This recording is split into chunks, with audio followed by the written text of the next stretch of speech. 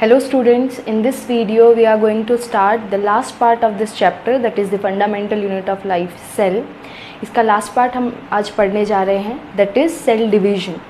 सी हम लोगों ने कंप्लीट सेल देख लिया, स्ट्रक्चर देख लिया, जो भी इसके अंदर फर्दर ऑर्गेनेलीज होते हैं उसके बारे में हम लोगों ने डिस्कस कर लिया. नाउ अगर आपको याद हो तो एक सेल थ्योरी जब हमने पढ़ी थी तो उसके अंदर रुडोल्फ विर्चो ने एक स्टेटमेंट दिया था. जब उसने मॉडिफाई किया था सेल थ्योरी को तो उसने एक स्टेटमेंट दिया था कि जो सेल्स हैं वो अराइज कैसे होती हैं. लाइक सेल्स का नंबर इंक्रीज होता रहता है, ठीक है. वो अराइज कैसे होती है, लाइक हमारी बॉडी है, it is made up of cell. तो जब हम लोग छोटे होते हैं तो हमारा जो सरफेस एरिया, जो बॉडी में जो वॉल्यूम है, जो सेल्स हैं वो कम होती हैं. और धीरे धीरे जब हम ग्रोथ करते हैं तो हमारा बॉडी अगर ग्रो कर रहा है दैट मीन्स सेल ने ग्रो किया है. ऐसा ही होता है हर ऑर्गेनिज्म के अंदर. तो वो सेल्स मल्टीप्लाई कैसे कर रही हैं, इंक्रीज कैसे हो रही हैं, बनती कैसे हैं सेल्स. तो द आंसर इज जो ये सेल्स हैं वो प्री एग्जिस्टिंग सेल से ही फॉर्म होती हैं, ठीक है. और इस पर्टिकुलर फिनोमिना को, इस पर्टिकुलर प्रोसेस को हम लोग नाम देते हैं सेल डिवीजन. मतलब जो सेल है वो डिवाइड करती है. एक जो सेल है वो नॉर्मल पहले छोटी सेल होती है, फिर वो ग्रो करती है, ग्रो करके मैच्योर होती है. मैच्योर होने के बाद वो डिवाइड करती है 2 सेल्स के अंदर या फिर 4 सेल्स के अंदर एक साथ टूटती है. एंड देन वो फिर जो सेल्स बनती है उनको हम डॉटर सेल्स बोलते हैं. और वो भी आगे सेम प्रोसेस कैरी आउट करेंगी, ठीक है. सेम तरीके से वो फिर से ग्रो करेंगी, फिर से डिवाइड करेंगी. एंड ये जो साइकिल है वो इस तरीके से ही चलता रहेगा, ठीक है. तो सेल डिवीजन वाला आज हम लोग टॉपिक स्टार्ट करते हैं. तो सेल को डिवाइड होना बहुत ज़रूरी है बिकॉज सेल एज इन कुछ अलग तरीके से बनता नहीं है, ठीक है. सेल डिवाइड होना ज़रूरी है और कोई सोर्स नहीं है सेल के बनने का. तो नया सेल अगर बनना है तो कहाँ से बनेगा, प्री एग्जिस्टिंग सेल से ही बनेगा, पहले से एग्जिस्ट कर रही सेल से ही फॉर्म होगा. तो आज हम लोग जो टॉपिक स्टार्ट कर रहे हैं वो क्या है, cell division. And the meaning or definition of cell division is the formation of new, that we can say daughter cells from pre-existing cells. और we can say pre-existing cells को और क्या बोल सकते हैं, another नाम parental cells. तो parental cell divide होके क्या बनाती है, डॉटर सेल बनाती है. और ये जो डिवीजन है ये बहुत इंपॉर्टेंट है. Why, what is the significance of this the particular cell division. अगर सेल डिवीजन नहीं हो रहा है, अगर सेल डिवाइड नहीं होगा तो ऐसा क्या हो जाएगा. तो the significance of cell division is, सबसे पहला, कोई भी ऑर्गेनिज्म की बॉडी का ग्रोथ एंड रिपेयर ये करवाता है, ठीक है. बट एक सर्टेन अमाउंट तक, एक सर्टेन लेवल तक ही, एक सर्टेन नंबर तक ही. ऐसा नहीं हम ग्रो कर रहे हैं तो ग्रो करते चले जाएंगे, नहीं, ऐसा थोड़ा ना होता है. जितना ज़्यादा लाइफ फिर वो तो इंसान उतना ज़्यादा ग्रो करेगा.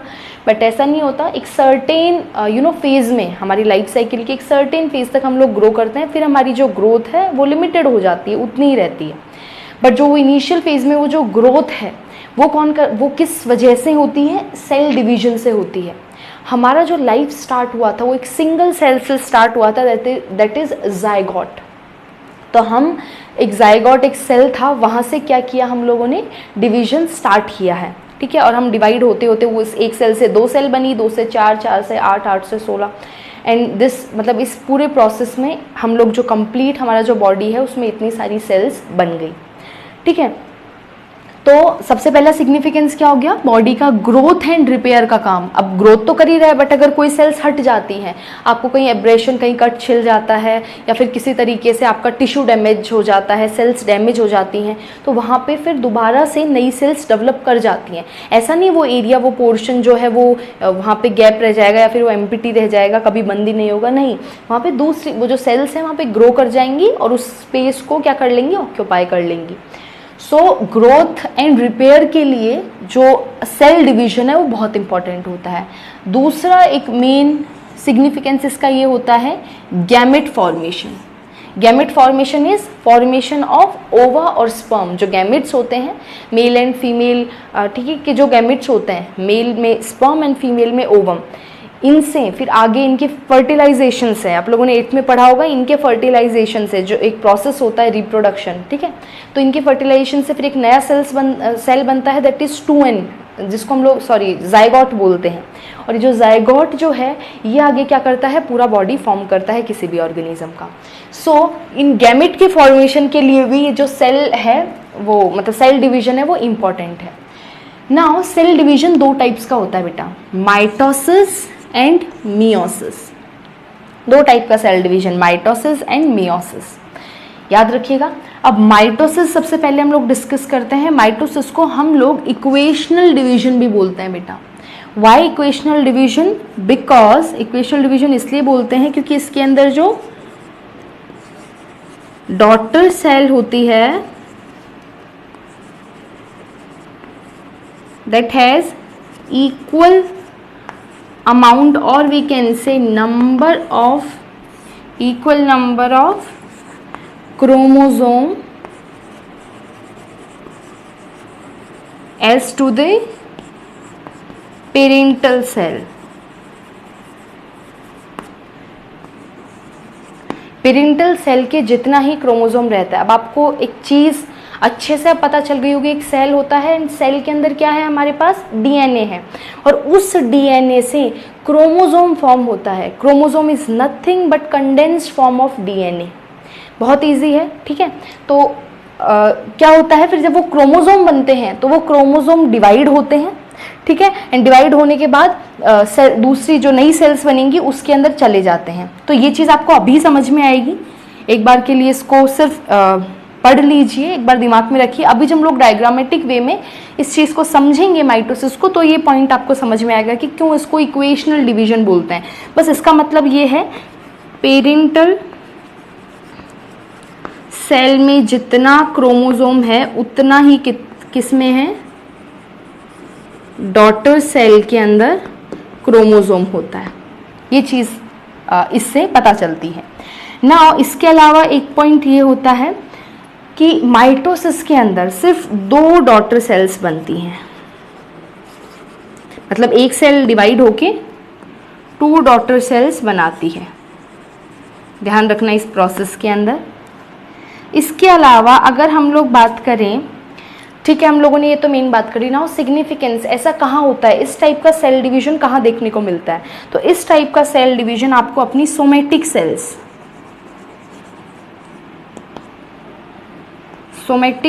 के अंदर मिलता है। ये ध्यान रखना। सोमेटिक सेल्स कौन सी होती हैं, आपकी नॉर्मल जो भी बॉडी सेल्स होती हैं, normal body cells except your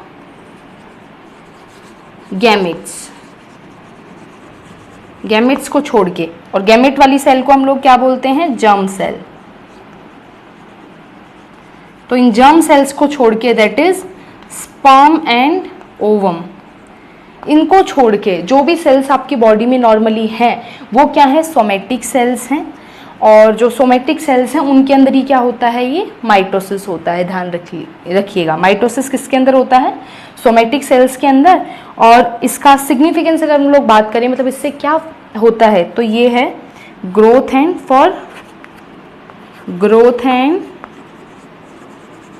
development of body. किसी भी ऑर्गेनिज्म की ग्रोथ एंड डेवलपमेंट कराता है बॉडी का, ये चीज़ ध्यान रखिए। तो ये तो कुछ पॉइंट हैं जो आपको माइटोसिस के साथ हमेशा याद रखना है।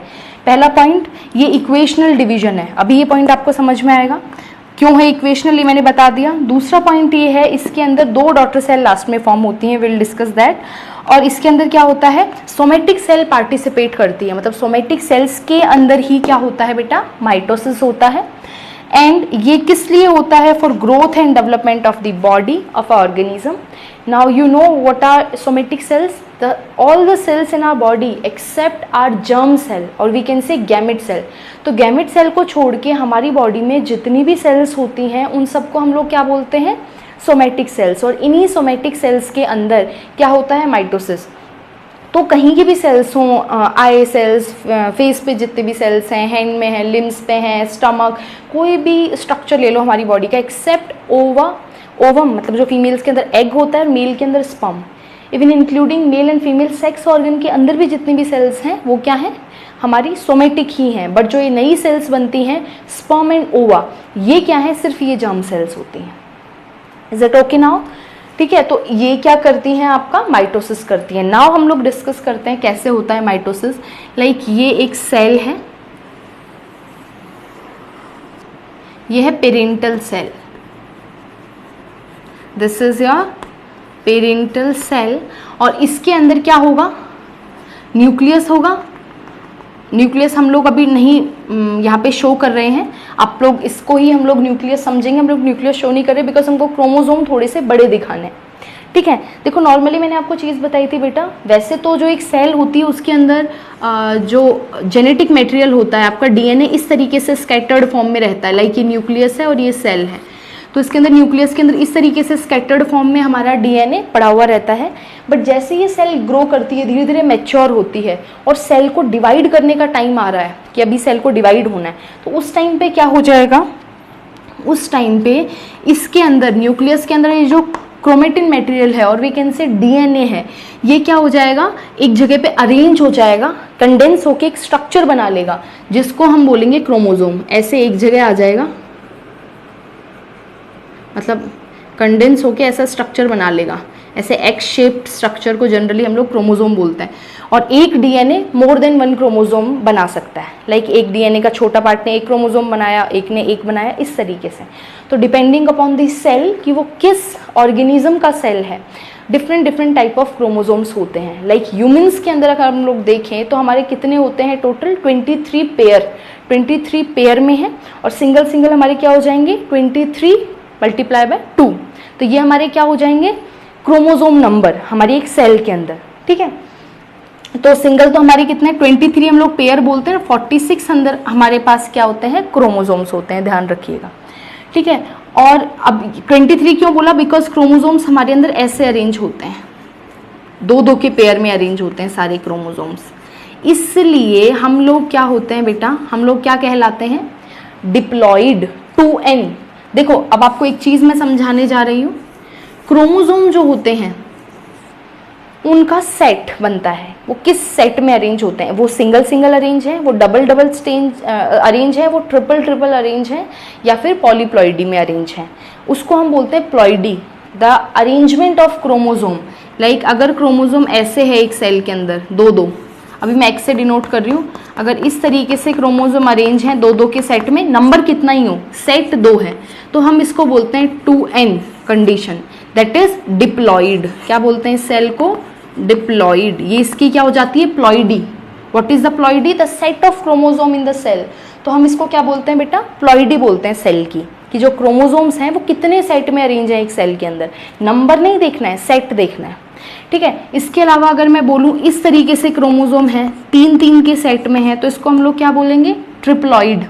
इस सेल को ट्रिप्लॉइड बोलेंगे। और इसको शो कैसे करेंगे ट्रिप्लॉइड सेल को, 3n से, स्मॉल n, ठीक है, 3n से। अगर एक ही सेट है इस तरीके से अरेंज है तो ये सिंगल n है, मतलब प्लॉइडी क्या होती है, इसको हम बोलते हैं हैप्लॉइड।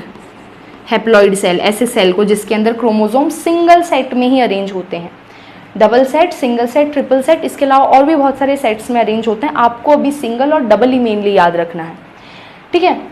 तो आई थिंक ये वाली चीज़ हम लोग को समझ में आ गई होगी, ठीक है। तो इस तरीके से हमारे सेल के अंदर क्या होता है, अरेंजमेंट होता है क्रोमोसोम्स का। तो ये हमारी क्या होगी, प्लॉइडी। अब जब भी मैं आपको प्लॉइडी बोलूंगी आपको याद रखना है, प्लॉइडी मीन्स क्रोमोसोम का सेट किस तरीके से बना हुआ है एक सेल के अंदर, वो 2 सेट में है, वो 3 सेट में है, या वो सिंगल सेट में है। सिंगल सेट में तो हम उसको क्या बोल रहे हैं बेटा, हैप्लॉइड बोल रहे हैं। डबल सेट में है तो उसको हम क्या बोल रहे हैं, डिप्लॉइड बोल रहे हैं। और 3 के सेट में है तो हम उसको ट्रिप्लॉइड बोल रहे हैं। And this particular thing, diploid, polyploid, haploid, triploid, इसको बोलते हैं प्लॉइडी। क्या बोलते हैं, सेल की प्लॉइडी। प्लॉइडी मतलब सेट ऑफ क्रोमोसोम, ये राइट डाउन कर लीजिएगा। प्लॉइडी मतलब set of chromosome in a cell, कितने सेट में प्रेजेंट है ना। एक चीज़ और ध्यान रखिएगा, ऐसे इसको भी हम लोग एक क्रोमोसोम बोलेंगे। एंड अब मैंने आपको एक चीज़ बताई थी, एक क्रोमोसोम के अंदर 2 क्रोमेटिड होते हैं, एक आर्म को एक क्रोमेटिड बोलते हैं, दूसरी आर्म को दूसरा क्रोमेटिड। तो क्रोमेटिड नंबर 1, क्रोमेटिड नंबर 2, और ये दोनों एक दूसरे के आइडेंटिकल होते हैं, ठीक है। तो अगर मैं बात करूं कि ऐसे एक चीज़ आपको दिख रही है, तो आप इसको भी क्या काउंट करोगे, एक क्रोमोजोम। तो ये भी एक क्रोमोजोम है, ये भी, बिकॉज जो दूसरी आम आती है वो तो इसके आइडेंटिकल होगी, तो एक क्रोमोजोम तो फिर ये भी हो गया ना। सो ये एक क्रोमोजोम ये भी है, एक क्रोमोजोम ये भी है, बट अगर ऐसे अलग अलग हैं तो ये दो क्रोमोजोम हो गए, ये अभी भी एक ही क्रोमोजोम है, बिकॉज वो अटैच्ड है ना। इनके अभी आर्म्स जब आएंगी दूसरी सिमिलर, तो ये इस तरीके से दिखने लग जाएंगे। तो इस चीज़ को बिल्कुल क्लियर रखिएगा कि ये भी एक ही क्रोमोजोम है और इसको भी हम लोग एक क्रोमोजोम काउंट करेंगे, बिकॉज ये वाला जो दूसरा क्रोमेटिड होता है, एक क्रोमोजोम के जो दो क्रोमेटिड होते हैं वो सिमिलर होते हैं, तो इसको भी एक क्रोमोजोम काउंट करेंगे, इसको भी एक ही क्रोमोजोम काउंट करेंगे, अनटिल एंड अनलेस कुछ अलग सा स्ट्रक्चर ऐसे ना हो इसके पास। ऐसे हुआ तो ये दो में काउंट होगा, और इस साइड इस तरीके से, तो आप लोग सिंगली, बिकॉज ये चीज़ हमारे सेल डिवीजन में आगे आने वाली है, जब सेल डिवाइड करता है तो इस तरीके से दो क्रोमेटिड अलग अलग हो जाते हैं, तो उसको हम लोग as a one single chromosome ही काउंट करते हैं बेटा।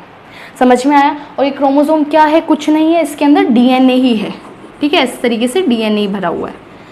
नाउ एक अपनी अपनी जो स्पीशीज होती है इसके हिसाब से क्रोमोजोम बनते हैं। लाइक ह्यूमंस के अंदर मैंने आपको अभी बोला 23 पेयर होते हैं क्रोमोजोम के, दैट इज 46 क्रोमोजोम हमारे अंदर होते हैं टोटल, ठीक है। ऐसे डिफरेंट डिफरेंट ऑर्गेनिज्म के अंदर डिफरेंट डिफरेंट होते हैं, ठीक है। कोई मतलब इसके अलावा जितने भी प्लांट्स हो गए हमारे, ठीक है, हमारे और भी लोअर जितने भी ऑर्गेनिजम्स हैं, एनिमल्स हैं, उन सब के अंदर अपना एक डेफिनेट अमाउंट ऑफ क्रोमोजोम होता है, और ये सबके अंदर स्पेसिफिक होता है। ऐसा नहीं ह्यूमंस है मतलब 46 नंबर ऑफ क्रोमोजोम है तो हम ह्यूमंस हैं, ध्यान रखिएगा। अगर एक भी कम ज़्यादा हुआ तो डिसऑर्डर हो जाता है या फिर कोई अदर स्पीशीज़ फिर जनरेट होती है ना। तो अपनी अपनी स्पीशीज़ के हिसाब से सबके अंदर एक स्पेसिफिक अमाउंट ऑफ क्या होता है, क्रोमोजोम होता है, स्पेसिफिक नंबर ऑफ क्रोमोजोम्स होते हैं, कितने काउंट के हिसाब से, ठीक है। तो ये चीज़ ध्यान रखिएगा। और इसके अलावा क्या होता है, हमें ये क्रोमोजोम नंबर मेंटेन रखने पड़ते हैं। लाइक मेरे अंदर 46 क्रोमोजोम है तो मुझे वो मेंटेन रखना पड़ता है, इधर उधर एक होता है तो फिर वो डिसऑर्डर होता है। ह्यूमंस के अंदर 46 है तो वो होने चाहिए।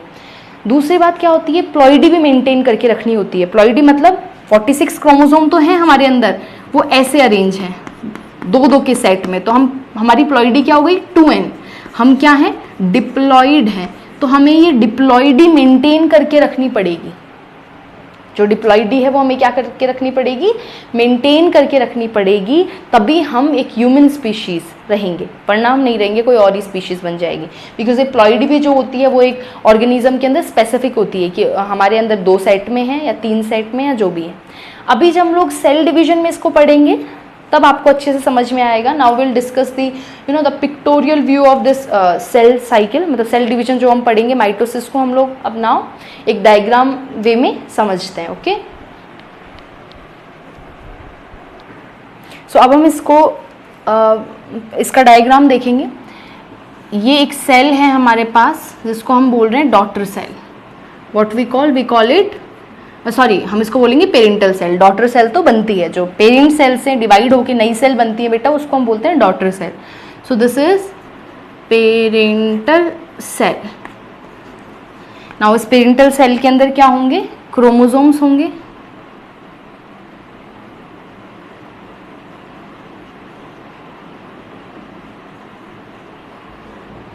अब मान के चला हमने इसके अंदर हैं 4 क्रोमोसोम, ठीक है, इस तरीके से 4 क्रोमोसोम है। अब ये अरेंज नहीं है, प्लॉइडी लेवल पे अरेंज नहीं है, ध्यान रखिएगा, बट हम लोग मान के चल रहे हैं अभी इसके अंदर 4 क्रोमोसोम है। हम ऐसे शो कर रहे हैं, अभी इनको अरेंजमेंट नहीं दिखा रहे। तो कितने क्रोमोसोम है इसके अंदर, 4 क्रोमोसोम्स हैं, ठीक है। अब क्या होगा, ये सेल जैसे ही डिवाइड करेगी, अच्छा मैंने न्यूक्लियस शो नहीं किया है, ये सब न्यूक्लियस के अंदर है बेटा, ठीक है। ये चीज़ किसके अंदर है, न्यूक्लियस के अंदर है। नाउ ये सेल अब जब डिवीजन करेगा, डिवीजन में जाएगा, माइटोसिस जब करेगा, ये माइटोसिस देख रहे हैं, तो क्या होगा, सबसे पहले इस सेल के अंदर जितनी भी ये हमने अभी अभी क्रोमोसोम देखे हैं, ये सारे आके सेंटर पे अरेंज हो जाएंगे। बिकॉज किसी भी चीज़ का डिवीजन करना होता है, पहले हम एक लाइन बनाते हैं, एक जगह सारे सामान को इकट्ठा करते हैं, फिर आधा आधा करते हैं। सेम यहाँ पे होगा, सारे के सारे आके सेंटर पे अरेंज हो जाएंगे और एक एक अरेंज होंगे ऐसे।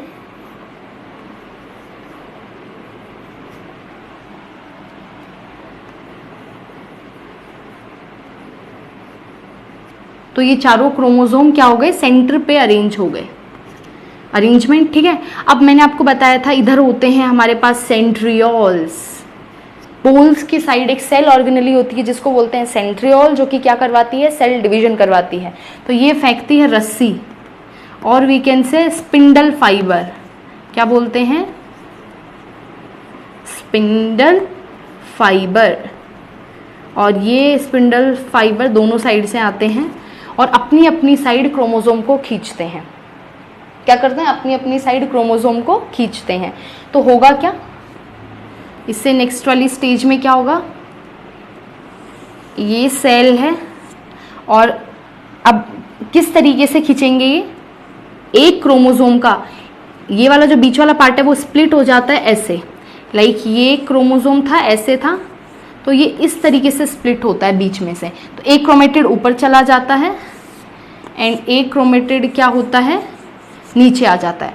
तो एक क्रोमेटिड ऊपर की साइड चला गया और एक क्रोमेटिड इधर नीचे की साइड खींच गया, नीचे वाली स्पिंडल ने नीचे वाला खींच लिया, ठीक है। और इस तरीके से ही बाकी सारे क्रोमोसोम,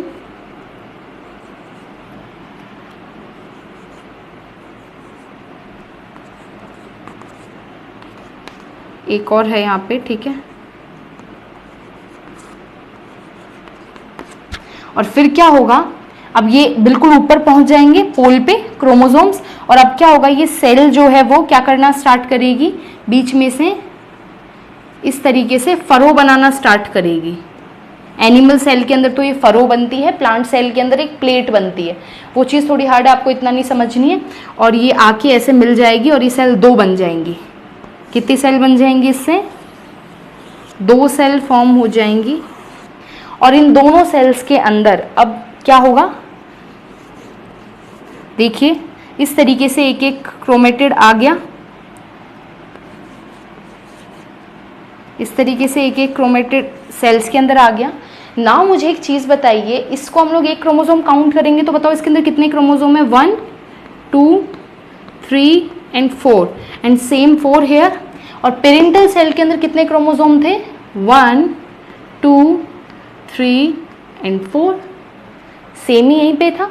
अब होता क्या है वैसे इस स्टेज में, मतलब इससे आगे भी सेल एक बार क्या करती है, अपने आप को ग्रो करवाती है, तो इसके क्या आ जाते हैं, हमारे पास दूसरी आर्म्स भी आ जाती हैं, ठीक है, हर क्रोमोसोम की।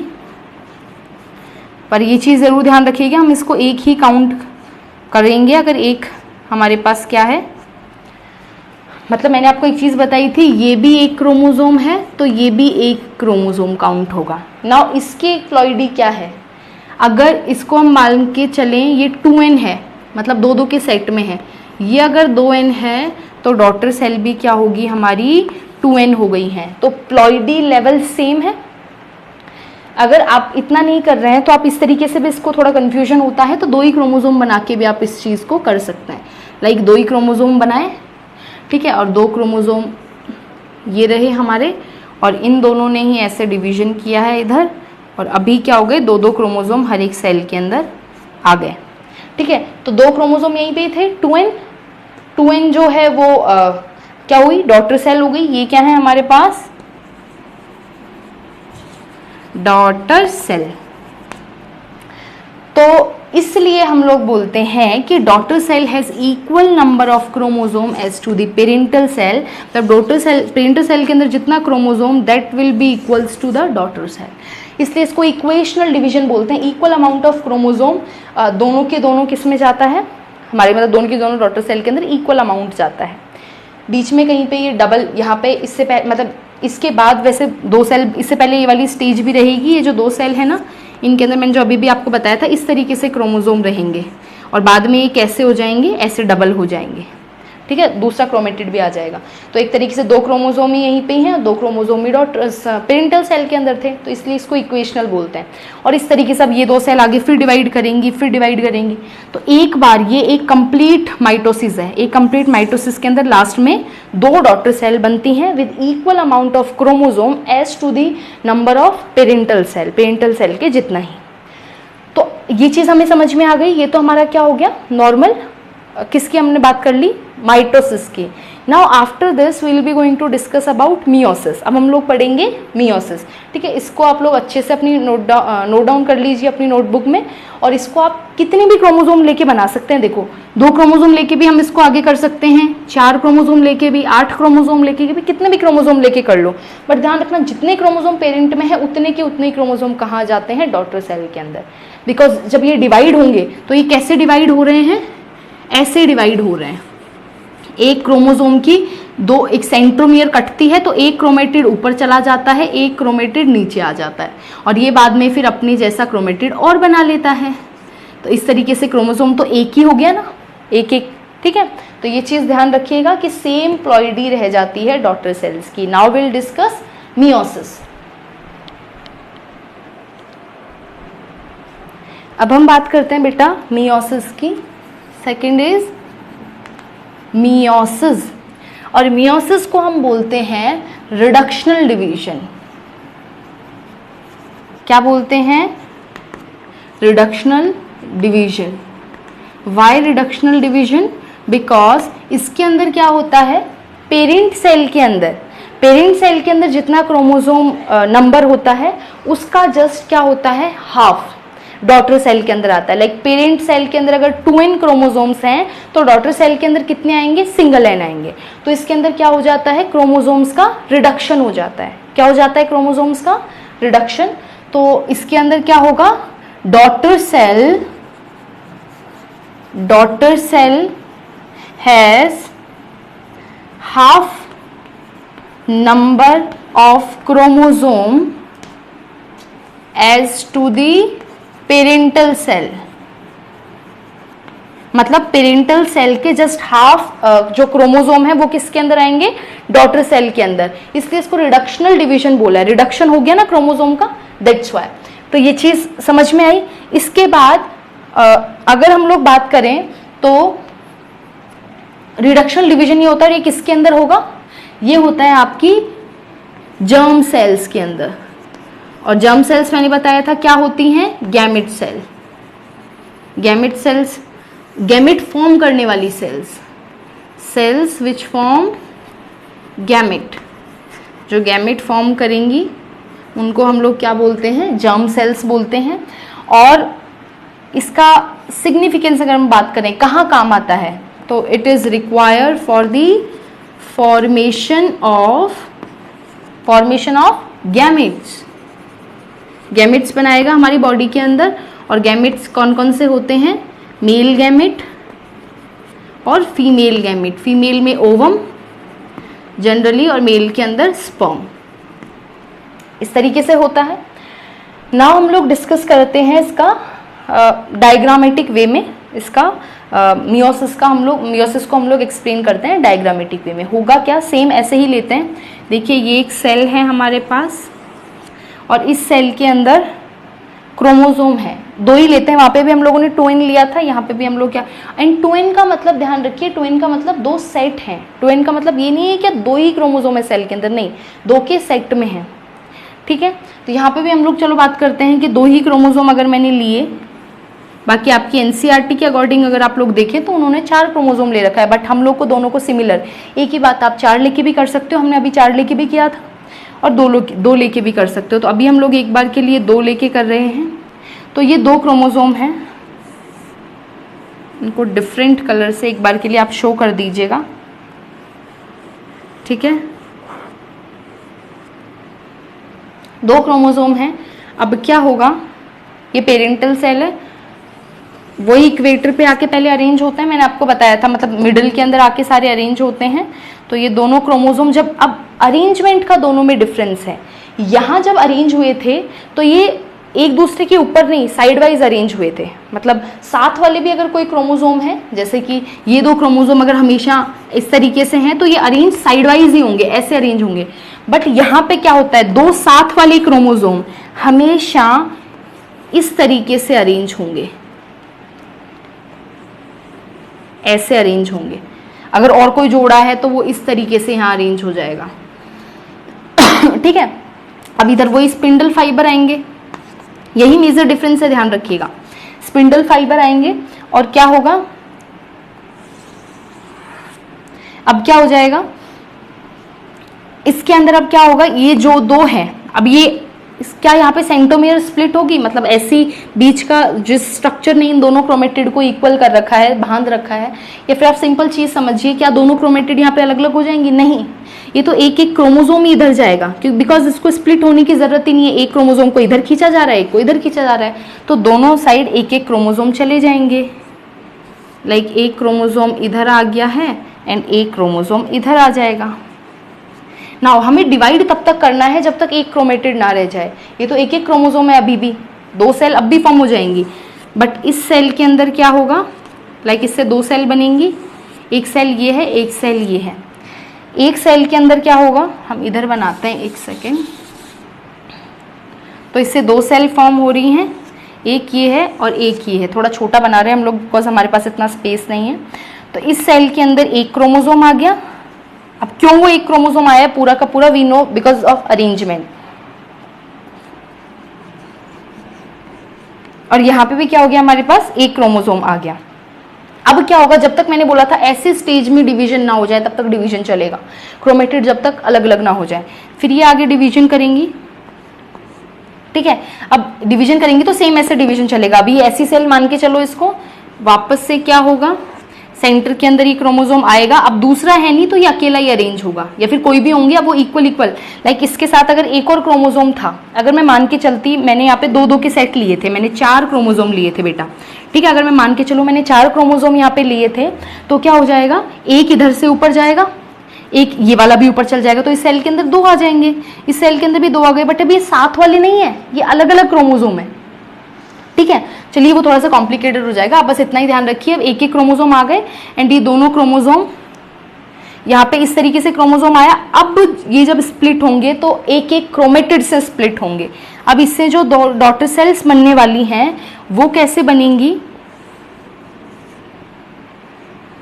तो अब एक क्रोमोसोम के अंदर, मतलब एक सेल के अंदर एक ही क्रोमेटिड आया और दूसरी के अंदर दूसरा क्रोमेटिड आया।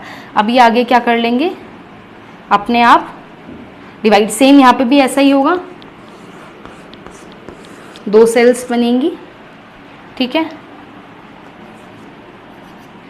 एक क्रोमेटिड इधर, मतलब एक क्रोमोसोम ये, एक क्रोमोसोम ये। अब मेरी बात ध्यान से देखिए, यहाँ पे हम 2 ही लेके चल रहे हैं, वो आपको समझाने के लिए मैंने किया था, 2 ही लेके चल रहे हैं। यहाँ पे अगर 2n है तो यहाँ पे जो 2 डॉटर सेल बनती हैं, ये तो बीच की स्टेज है, डिवीजन ये हुआ है, 2 डॉटर सेल बनी, इनके अंदर कितने क्रोमोसोम है, n है। देखो एक के अंदर एक ही है तो n, और इधर भी क्या है, n है। अब इन्होंने वापस डिवाइड किया और अब भी क्या हुआ, n कंडीशन आई। तो सबसे पहली अगर हम बात करें तो एक डॉटर सेल से, ध्यान रखिएगा यहाँ पे 4 डॉटर सेल, एक पेरेंटल सेल से 4 डॉटर सेल्स फॉर्म होती हैं। एक पेरेंटल सेल थी और मियोसिस 2 पार्ट में होता है। ये जो पहला हुआ ये है मियोसिस फर्स्ट, और फिर जब ये दूसरा डिवीजन हुआ इसको बोलते हैं मियोसिस सेकंड। एंड ये डिवीजन क्यों हुआ, बिकॉज हमको इस स्टेज से ये वाली स्टेज चाहिए, जब तक ये नहीं आ जाती तब तक डिवीजन चलेगा। पहला डिवीजन तो क्रोमोसोम का हुआ था, बिकॉज यहाँ पे अरेंजमेंट ऊपर नीचे था क्रोमोसोम का, यहाँ पे सिंगल लाइन में ही था। अब सिंगल लाइन में है तो क्रोमेटिड स्प्लिट होंगे, जबकि यहाँ पे तो क्रोमोसोम स्प्लिट होंगे। एंड जो दूसरा इसका डिवीजन होगा मियोसिस सेकंड, उसमें जब एक ही मतलब क्रोमोसोम ही सिंगल अरेंज होंगे तो फिर क्रोमेटिड स्प्लिट होंगे। तो समझ में है, इस तरीके से यहाँ पे 4 डॉटर सेल बनेंगी।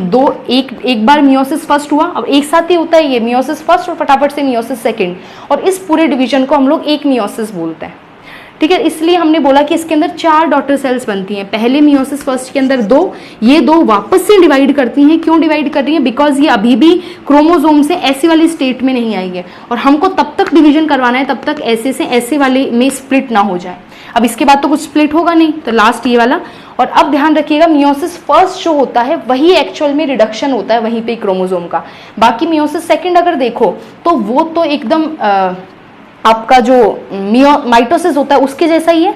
देखो मियोसिस सेकंड ये वाला है, अगर इसको मैं पेरेंट सेल मानूं तो ये इक्वेटर पे आया इस तरीके से। तो पेरेंट सेल के अंदर n है, मतलब सिंगल क्रोमोसोम है, तो यहाँ पे भी सिंगल ही आया। फर्दर वो थोड़ा सा डीप है, अगर आप लोग को नहीं समझ में आए, आपको जो चीज़ें याद रखनी है बेटा वो इतनी ही रखनी है। आप लोग अपनी बुक का डायग्राम भी रेफर कर सकते हैं, ठीक है। ये सिर्फ समझाने के पॉइंट ऑफ व्यू से था कि आपको ईजी चीज़ समझ में आ जाए। बाकी आप अपनी बुक का डायग्राम देख सकते हैं, उसमें 4 क्रोमोसोम लेके चीज़ें समझा रखी हैं, ठीक है। और उसमें क्रॉसिंग ओवर वगैरह भी बता रखा है, सिर्फ डायग्राम में, उसका एक्सप्लेनेशन नहीं है। That's why we are not going to explain that you know the more difficult part that is crossing over in the meiosis. हम उतना डीप नहीं पढ़ रहे हैं, हम लोगों ने एक ओवरव्यू वे में जो आपके लेवल पे आपके सिलेबस में है, ठीक है, वो चीज़ हमने पढ़ी है। तो माइटोसिस मियोसिस 2 टाइप के सेल डिवीजन होते हैं बेटा। माइटोसिस जो होता है उसको हम लोग इक्वेशनल सेल डिवीजन बोलते हैं, बिकॉज इसके अंदर जितना पेरेंट सेल के अंदर जितना नंबर ऑफ क्रोमोसोम रहता है उतना ही डॉटर सेल के अंदर आता है, और इसके अंदर लास्ट में सिर्फ 2 ही डॉटर सेल बनती हैं। क्यों बनती है? बिकॉज, और हमें डिवीजन कब तक करवाते रहना है, जब तक ये चीज़ इसमें कन्वर्ट ना हो जाए। तो यहाँ पे तो हो ही जाती है 2 के बाद, एक डिवीजन के बाद ही, ठीक है। तो माइटोसिस के अंदर समझ में आया, इक्वेशनल डिवीजन, और 2 डॉटर सेल फॉर्म होती हैं। ये सोमेटिक सेल्स के अंदर होता है, जो आपकी बॉडी की जितनी भी सेल्स हैं, और ये ग्रोथ एंड मल्टीप्लीकेशन के लिए रिस्पॉन्सिबल होता है आपकी बॉडी के अंदर, ठीक है। नाउ दूसरा आता है मियोसिस। मियोसिस जो होता है इसको रिडक्शनल डिवीजन बोलते हैं। Y reductional division? बिकॉज इसके अंदर जो पेरेंट सेल होती है, जो डॉटर सेल होती है, उसके अंदर जो क्रोमोसोम नंबर होता है डिवीजन के बाद, वो पेरेंटल सेल का जस्ट हाफ हो जाता है।